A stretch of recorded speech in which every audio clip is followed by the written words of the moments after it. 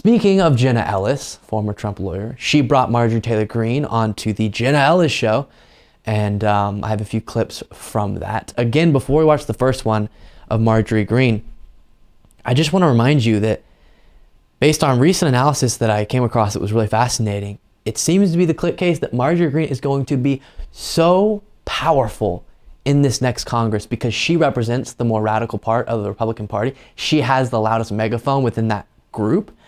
And so Kevin McCarthy is going to have to come to her over and over and over to get approval to get that batch of votes because of how thin the margin is for Republicans in the House. So here's her saying that the reason why she's supporting Kevin McCarthy, a lot of people have speculated, is because she got some sort of deal from him, and she's saying, no, I haven't got any deal from Kevin McCarthy. Sure, I understand. Well, first of all, let me say I haven't compromised anything. Nothing has changed about me, and I had no deals I had to make to support Kevin McCarthy. I'm a realist, and so I make my decision based on what's actually realistic, not what we wish or fantasize can happen in Congress. And unfortunately, that's being sold to a lot of people, and I think that's wrong. So I will tell you the truth every single time, whether people like to hear it or not. It's just the factual truth. Sure, I understand. Well, first. So there's a big debate going on, and she's one of the rare super radical congresswomen or congresspeople who's standing behind Kevin McCarthy, because of a lot of the other House Freedom Caucus super MAGA people are standing against Kevin McCarthy to become speaker within the Republican caucus. And she there is explaining why, that she feels like that's the only reasonable decision. And I keep rooting for the continued battle to be going on within the Republican Party among this more radical, and then I guess you call more moderate-ish part, because it does benefit the Democrats, I think, for sure. Next, she does this thing that is so odd among conservatives, or I guess among pro-life people, which is they try to make the Democrats out to be dishonest for calling out the threat to abortion rights that exists. And the way that they do it is saying, come on, if you want to get an abortion, you can get one. But if you think abortion is bad, what? It doesn't make sense to me. Take a look. And the Democrats want to peel off as many voters as they can. And that's what this is really about. It's nothing but a trick. And Nancy Pelosi and the Democrats are really good at it, because they did the same thing to us. And that's what they did with Roe versus Wade.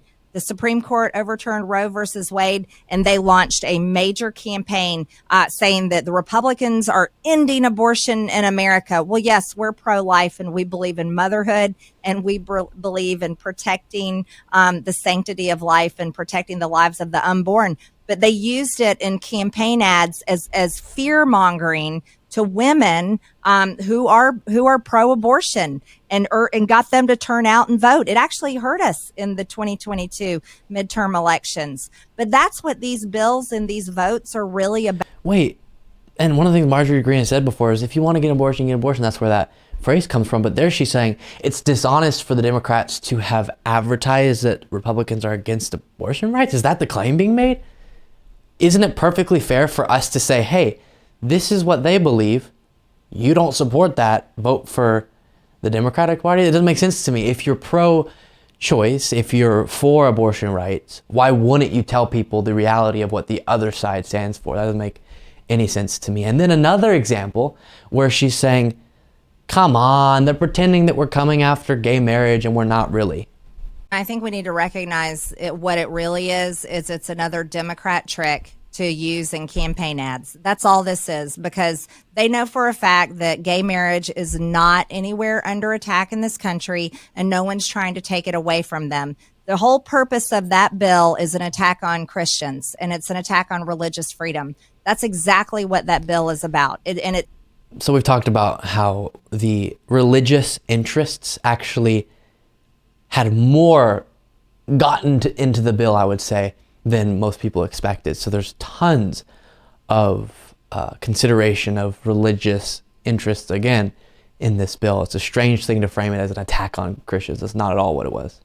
And it will be used against Republicans in campaign ads of, oh, they voted against gay marriage. And, it's a fear thing. So they're going to try to use the gay community to turn them against the Republican Party, because guess what?